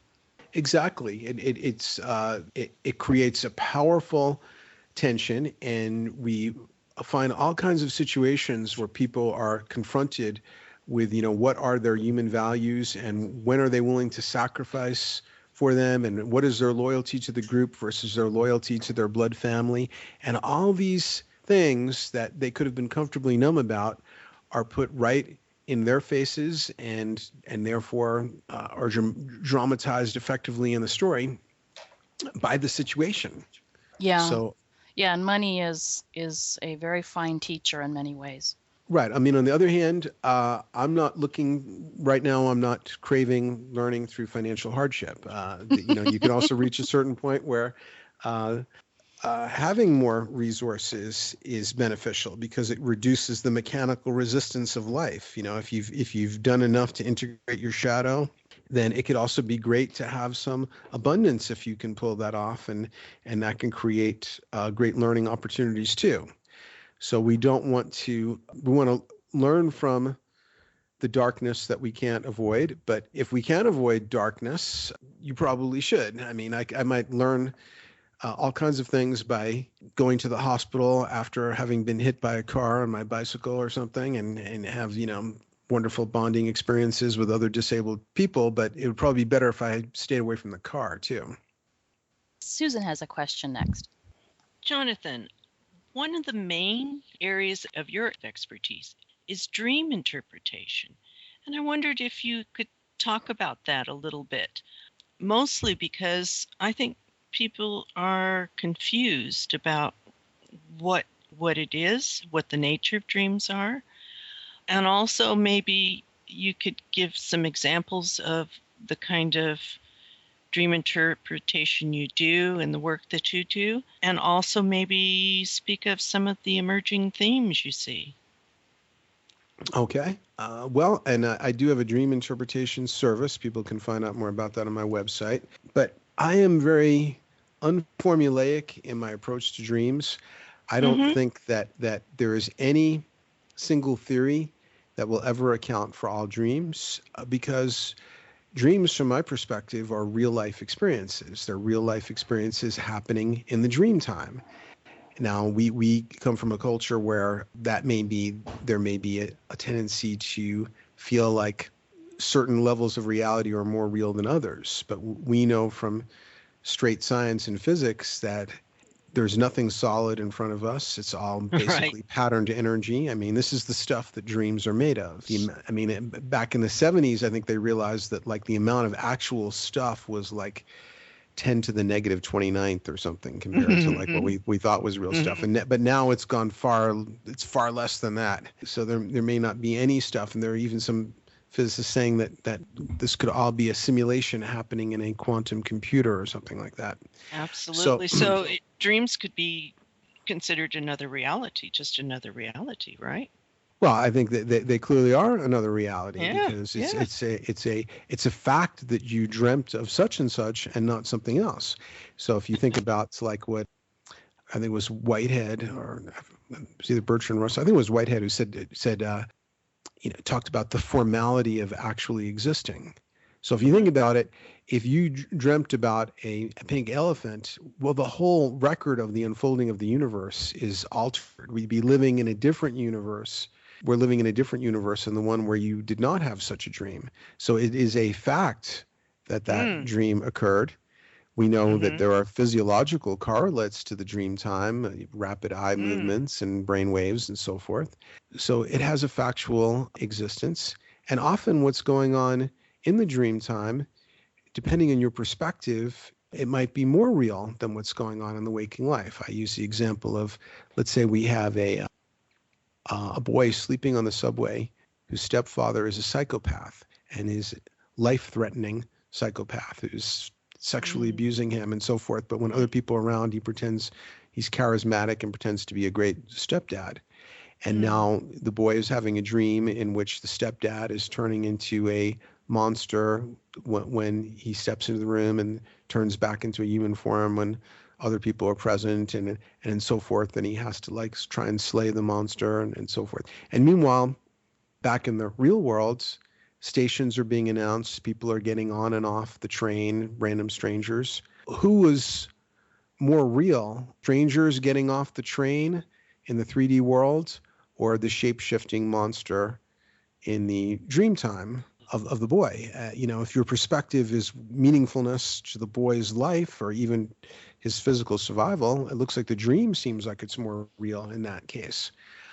Because dreams are real life experiences, there's no theory is going to contain them all. Oh, absolutely not. And also that's why these books, the dream dictionaries, Jung called them the dirty little dream books, that where people give these one-to-one things. If you dream about flying, it means such and such. Those are really awful. A friend of mine, by the way, the guy MacLeod, who wrote the code for the Oracle, however, figured out that you can make a great Oracle out of a dream dictionary. You get multi-sided dice like they made for Dungeons and Dragons, and they still sell at stores that have equipment for fantasy role-playing games.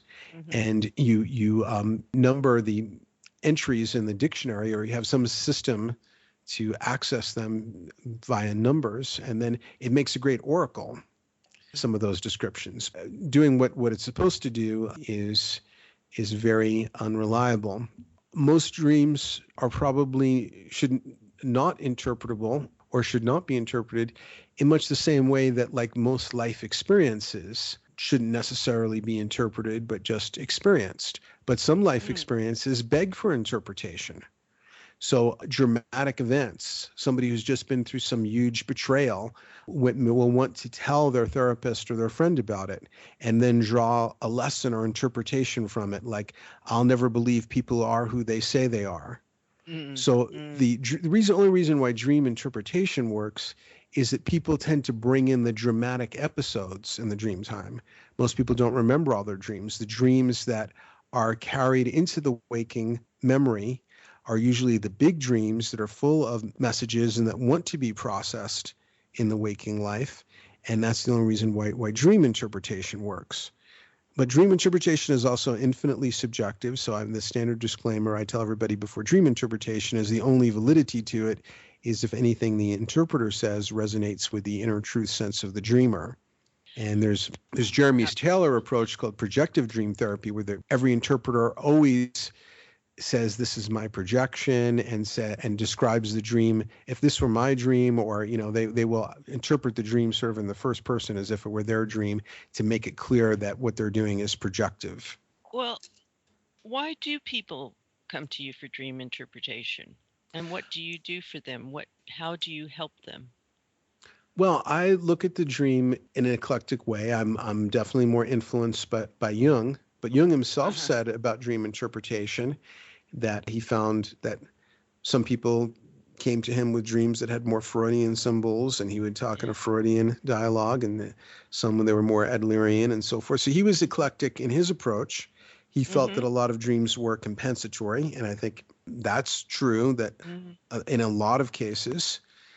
But a lot of dreams are also people having experiences in the dream time and enjoying or being oppressed by there being a different physics of reality there. I mean, this is what flying dreams are mostly about, is why wouldn't you want to experiment with that if you found out you were unbound by gravity?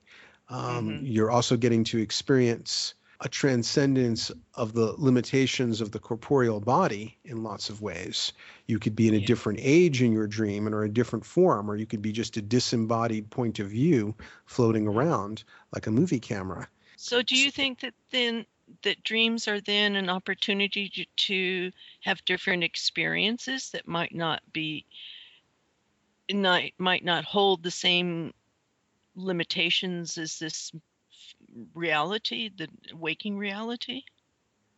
Well, definitely. I mean, we definitely things happen in dreams that would not be possible in the waking life. We have the physics is different. Things can be more shape shifting, just like in fantasy stories. There's more animism, and that objects could be more imbued with consciousness. There's more shape shifting, and so forth. So there's even a consistent way in which the physics shift in both the dream time and in many fantasy works and mythological works. But there are also dreams that are heavily laden with archetypal messages, and that people can benefit from greatly by having interpreted. And if people want to see some samples, there's an essay on my site called Born Under a Blood Red Moon, Metamorphosis of the Feminine in Dreams of Young Women. This was a subject, I don't know if you've read that. I wanted to talk with you about it, because I have been blown away by it. I wow. thought I can't believe that a man wrote this, first of all, and it made me appreciate the understanding you have of the feminine and what the struggle is for women these days. I just couldn't believe it. I couldn't believe it either, because I thought, like, I'm the last person that should be writing about this. Like, I didn't see myself as somebody having many insights into female psychology. It was just sort of something that kept getting dumped in my lap, so to speak, in that these dreams had such dramatic messages. And like, I just assumed that some women were writing about this, but when I poked around a little bit, I wasn't finding as much that about it as I thought I would. So I felt like I better write about it, I guess. But I was just sort of reluctantly drawn into this area. And I'll mention one of the dreams that gives the essay its title. This was a young woman who might have been like 19 years old that happened to be sitting next to me in a Greyhound bus. Talk about what would seem like a random encounter. And she was from a sort of trailer park, blue-collar background. And I don't remember too much about the conversation. It was many years ago now, except that dream that she told.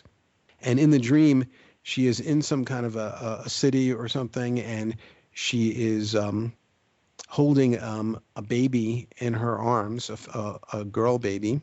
There is a wolf that is stalking both her and the baby, and has kind of a weird cartoonish looping gait, but it also seems to be a genuine threat to both her and the baby. And a voice is heard that's like the voice of God, and it says of the baby, she was born under a blood red moon on October 30th. And then as a way to protect the infant girl in her arms, she goes into her mother's house and locks the door, and as a gesture of magical protection ties a knot of string around the doorknob. And so this was just screaming so many archetypal messages, some of them pretty obvious, like born under a blood red moon. I mean, basically it's that the lunar cycle, the menstrual cycle, is not just a hygienic inconvenience, but a key to a woman's destiny. This would be one of the themes I would notice in these dreams, that she seems to be under the threat of what looks like inferior masculinity, which would be the wolf. Somebody might describe a sex predator that way. Kind of cartoonish or goofy, but at the same time dangerous. And in a dream, if you're holding an infant in your arms and it's the same gender you are, this is probably the undeveloped masculine or feminine part of yourself. And also, the baby is born on October 30th, which is the cusp of Halloween. I was also told after the dream interpretation by somebody who is a follower of Wicca that that's the day when the goddess is supposed to be born, according to Wicca mythology, which was interesting. Yes. But she goes into her mother's home. She ties a knot around the doorknob. Well, we all know the expression tying the knot. The suggestions seem to be that the way she could protect her feminine essence would be to hold out for a monogamous partner rather than the promiscuity that has become the new patriarchal norm. Yes, well, you coined the term promiscuous patriarchal sexuality. And I mean, it's everywhere. We're saturated in it. And then you also said that it was the flip over from the white virgin, I would say pre-60s, where, everybody had to be, the virginal, pure wife. And now it's pushed into its opposite again. Right. It's a classic enantiodromia. We went from the white Madonna to the black Madonna. So if you think about it, and the dividing lines are different in different cultures, because in some cultures women are still expected to be these protected virgins and so forth. But we, up until late Victorian times, I mean, they were putting pantaloons on piano legs because they thought naked piano legs might give young people lascivious ideas. And this is Victorian England, only 100 and some odd years ago, going into Edwardian times. There's all this incredible taboo about women losing their virginity before marriage, and they're too pure for the world. And anybody who's been an English major like me, and you've logged a zillion hours in the 19th century reading 19th century novels, you know that there's this that the model for femininity is so unbelievably different. And now you go back to England of today, and the equivalent of Elle and 17, the girls' magazines in that country are incredibly raunchy, I've been told, and like right on the cover. Yes, they are. Like, blowjob, 17 techniques, or 10 ways to cheat on your boyfriend without him knowing. It's about being the Black Madonna and being like a professionally trained young harlot trickster. For example, I was in the Flatirons Mall. It's a mall not far from Boulder a few years ago, and it's an interesting place to observe culture. I don't get to them very often, but you're definitely like inside the consumer culture. I mean, in a very literal way. I'm seeing that there's this store that's been set up for like adolescent girls, accessories and clothing. And it has some like slightly like commercialized rave-like aspects to it. I forget what it was called. And when you walk in there, there is one gigantic poster that like covers like an entire wall practically of this pretty small store. And it's obviously like defining the whole message of the store. And what you see is like a 14 or 15-year-old girl with a lascivious look on her face, almost vampiric makeup, and she's sitting there with like her legs spread apart. She's wearing like some kind of Victoria's Secret like black negligee like outfit. She looked basically like a more corrupt version of Brooke Shields as Pretty Baby, where she plays like a turn of the century prostitute in a New Orleans whorehouse, where she's supposed to be the most expensive virgin prostitute or something, simulated virgin. And the caption is femme fatale. I mean, it's just, might as well just say Black Madonna, It's incredible how that's changed. And it's so rarely commented on. And so we went from one side of the patriarchal coin where there are harsh taboos around sexuality to the other side of the patriarchal coin where can't be with the one you love the one you with. They're both divorced from feeling. They're both divorced from real femininity. We go through another patriarchal coin flip with menstruation and the lunar cycle, which for centuries and millennia had been seen as dark and uncanny and taboo, but therefore powerful, because it's something you had to deal with and do all these rituals about. It was at least seen as like, well, this is some potent black magic, at least it's being recognized as powerful, to the even more degraded version of it as accidental hygienic inconvenience. If you take the right PMS pills and the right products you got at the CVS pharmacy, then you can just go about your business as if nothing had happened and be the smiling, well-adapted worker and just ignore the whole thing. But all of this is coming from the patriarchal psyche, and it's the old split between the Madonna and the whore. And I think this dream is calling women back to the red blood moon as a way of maybe re-engaging with their own internal feminine.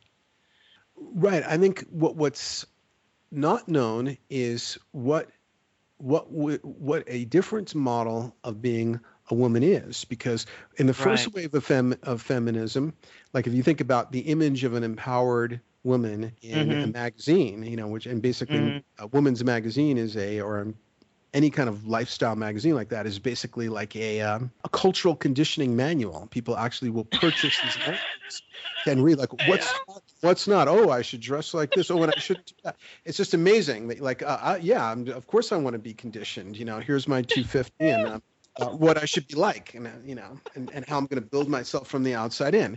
And so the image of the empowered woman is she's bonily thin with high cheekbones and an angular face, wide shoulders, a male physique basically, or a male adolescent physique, and she's wearing like a pinstripe dress suit with an attaché case in one hand, and we used to say a cell phone, but of course that's ridiculous since everybody has a cell phone, but maybe her Virginia Slim cigarette or something, and there's a corporate plane in the background. It's basically an image of a patriarchal man. In the less professional culture of high school and so forth, women are asserting their rights to act like adolescent males and to say, he Yeah. has a cute ass, and to be, to follow the predatory adolescent male sexuality and so forth. So this is no liberation because this No. is just the old principle of the oppressed is always in the act of trying to become the oppressor. To find out what femininity would be like without all that, because we have 6,000 years of scar tissue to get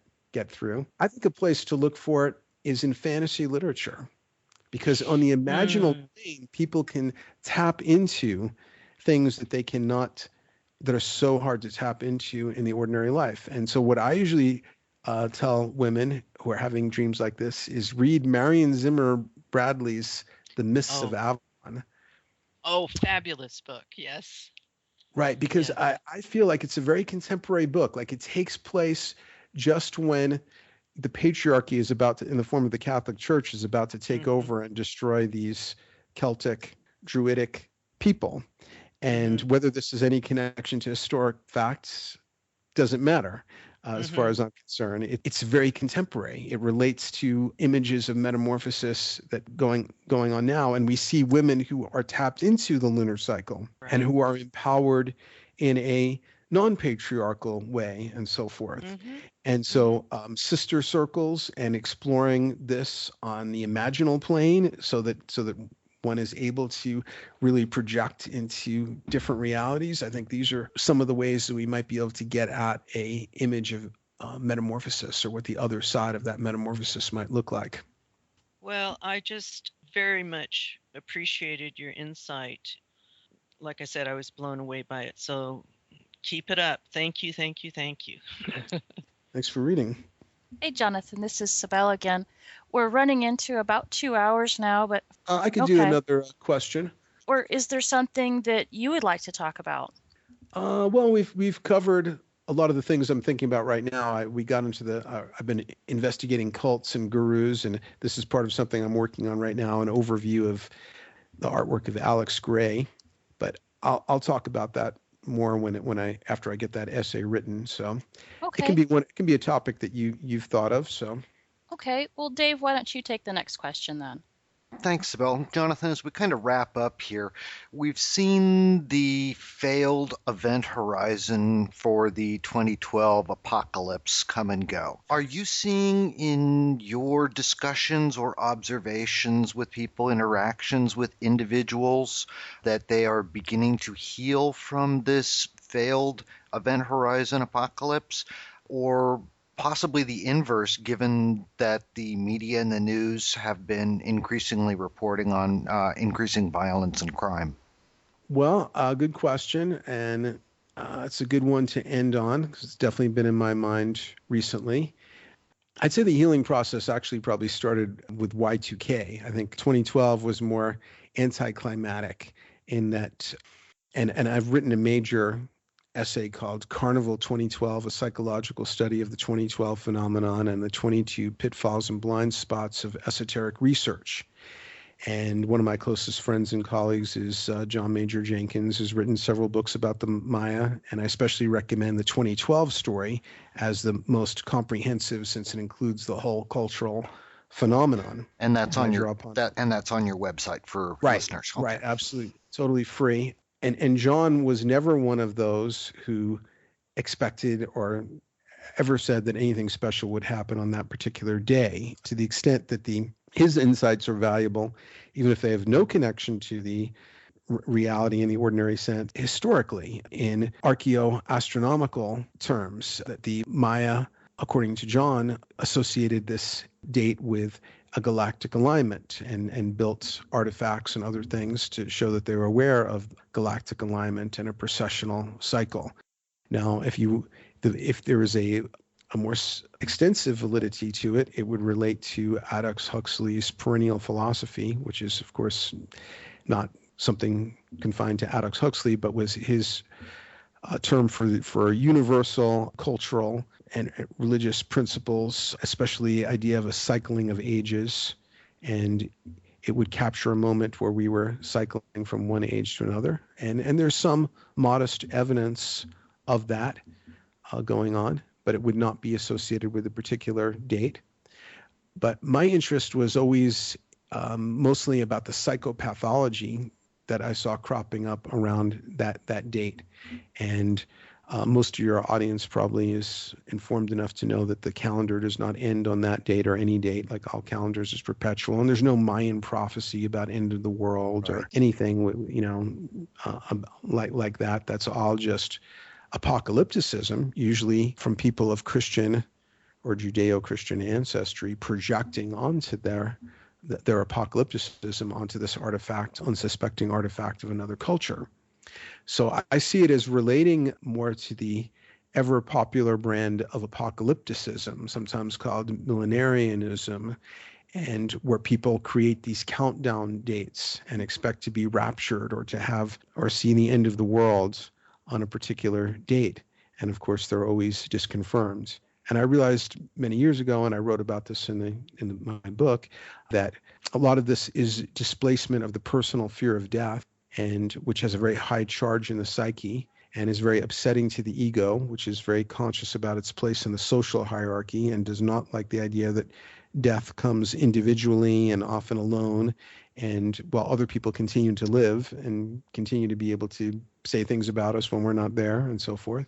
But when you have an end date where everybody is experiencing it at the same time, it's much more attractive because it levels all that. And then even better, if you and your special group of people are going to be raptured away or are going to be the ones that know to be at the Mayan pyramids or know what's happening on that date and are privileged, well, that's an even more satisfying scenario for the ego. All of these date count systems and variations on apocalypticism or more positive millenarian expectations related to dates bind people deeper into linear time. They take them away from what I call existential impeccability and being in the moment and that kind of thing, and they have harmful effects.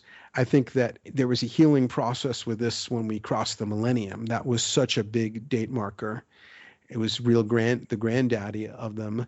And when absolutely nothing happened, when the materialist version of it, Y2K, didn't happen, when Nostradamus' King of Terror failed to appear, when Edgar Cayce's Ring of Fire failed to appear, or the Antichrist or the Second Coming or the Rapture or anything, most people already got it, that this doesn't work. So this is a weaker echo coming through at this time. Yeah, and 2012 was still building for a while, and we had, when Terence McKenna was still alive, he could talk such a great game about it and so forth.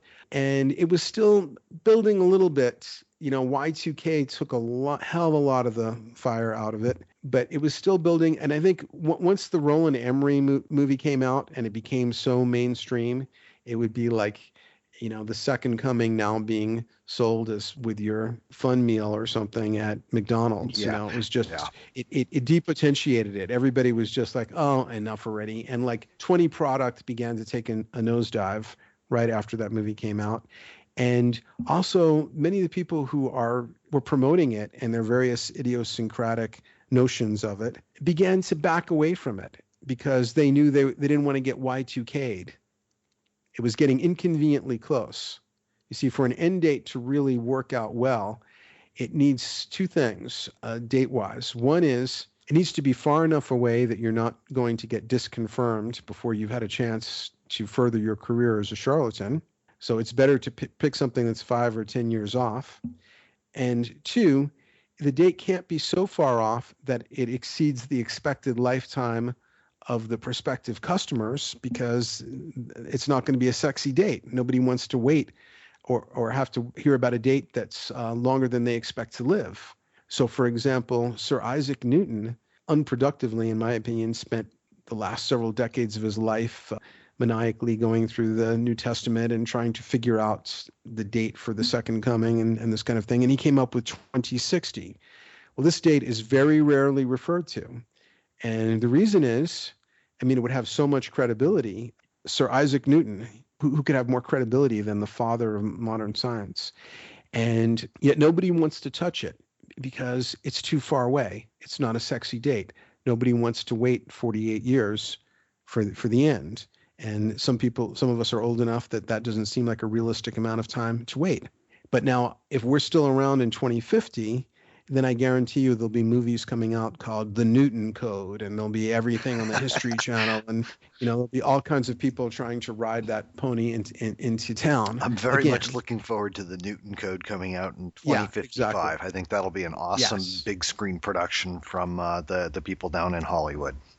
Yeah, Roland Emmerich Jr. or whatever. And so Y2K became inconveniently close.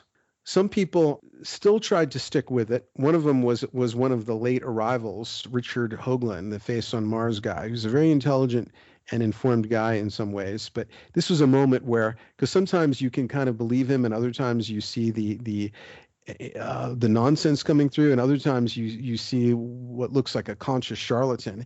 And it was a very odd moment on Coast to Coast AM when they had their December 21st, 2012 show, and they brought on a kind of sometimes rogues gallery of people who had said things about it and now said that I never said that there would be anything special would happen, or, lots of people claiming to know about it all along. Richard Hoagland, who was on some kind of 2012 cruise, kind of delighted me by being the only one to really kind of like take up the mantle of still trying to stay within the game. And he said, like, based on our torsion equipment, and from listening to Hoagland before and seeing some of his other things, his torsion instrumentation, he called it, is a 1970s Accutron watch that he believes measures the torsion fields. And he said, based on our torsion instrumentation, we've determined that HARP has been firing in the direction of the Mayan pyramids for the last 18 hours. And one of our models for HARP is that it was designed to prevent the worst case scenario of Mayan prophecy, the magnetic pole reversal, from happening. And it seems to be working. So I thought that was the best, the most imaginative and the most silly response to the non-event of December 21st, 2012. The biggest disappearance has to be Patrick Gerald, where with his Sunspot Apocalypse that has been building up, and he was selling the Prepper Survive 2012 book and survival community down in Africa. I don't think he's ever going to be seen or heard from again. Right. Yeah, I wish there was a reality show where they would bring on some of these people. Like, I think his name was Gary North, who was the big Y2K guy, and it was so convincing. And bring on some people to do their mea culpas and this kind of thing. Harold Camping, I guess, had a stroke shortly after his disconfirmation. But I mean, I heard one of them come on who was one of the Edgar Cayce Ring of Fire. She was like the leading. She was a woman, I can't forget her name, but was like one of the leading Ring of Fire people from the 90s. And she came on Coast to Coast recently, and she's like, well, I really have to think that all the praying and the meditation that we did around that time really made the difference.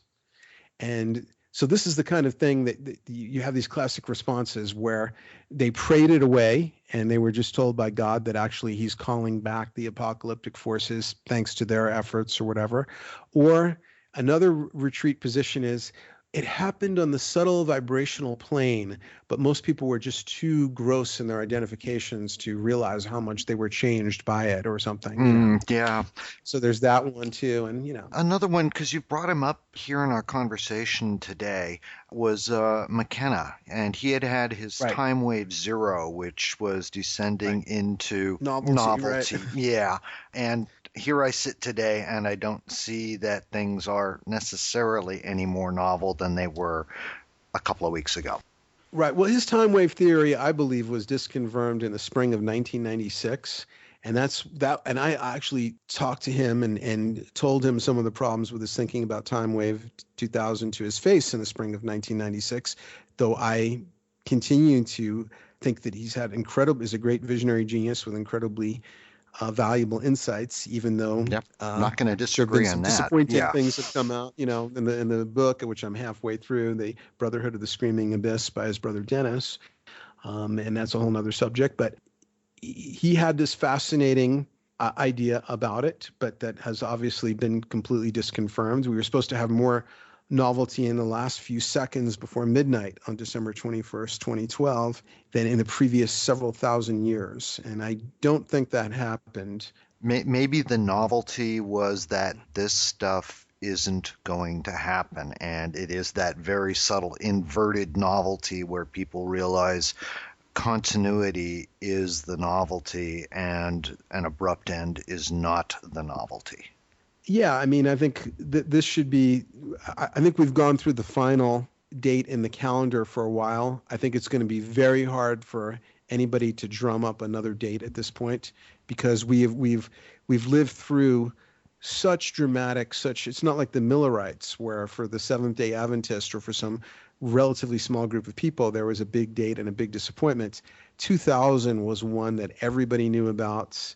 Everybody knew about 2012 and got to see that nothing happened. It's going to be hard to drum up another one, except for some, very, very small fringe group. Yeah, maybe I'll be wrong. Maybe somebody, people will still come back to it, but it's going to take a while to restore that brand, I think.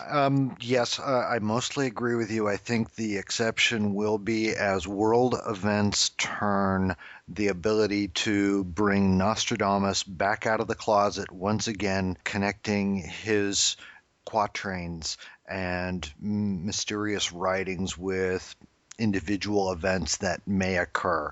But in terms of a big apocalyptic event horizon, no, I don't. I agree with you. Yeah, I mean, we'll still, the book of Revelation will still be trotted out, especially if anything happens in the Middle East. It drives me crazy. I spend like a whole chapter on it in my book. And Jesus was an apocalypticist. He spoke very clearly and told people there are those of you here today who will not die. Now people will try and reinterpret this and make it more mystical and so forth. But basically, New Testament scholars will tell you, or most of them, that basically understand him as a Jewish apocalypticist. However, 2,000 years off and counting, the prophecies of Revelation, which of course do not come directly from Jesus, but from John. And, this was an acid trip like book of the Bible. Many of the early church fathers campaigned to keep it out of the Bible. I think they were probably right. It's a giant projection screen. It's kind of like, I compare it to listening to a song by Yes or Led Zeppelin, and after several strong bong hits, it means whatever you want it to mean. Who's the whore of Babylon? Whoever you don't like at the moment. Who's 666? Whoever the current boogeyman is, Saddam Hussein, George W. Bush, and so forth. And if it was anybody, it was probably Nero. And it's 2,000 years off and counting. It was clearly written in the expectation it was going to happen to the Christians of the first century AD, not of people of the second millennium and so forth. And so it will still be, we haven't heard the last of people wanting to mess around with the book of Revelation. So that will still be happening. But I think even with that, people are wary about dates, even people who believe in biblical prophecy being fulfilled and so forth in our times. Jonathan, this has been fabulous. Thank you so much. Yeah, thank you so much, Jonathan. This has been awesome for our first interview. You've just been fabulous.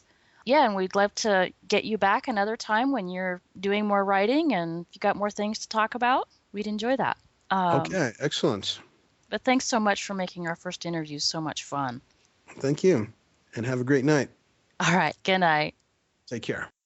On behalf of SkyBlue Symposia, we would like to thank Jonathan for this delightful conversation and sharing his rich vocabulary of myths and archetypes. You can find out more about Jonathan and his work on his website at zaporacle.com.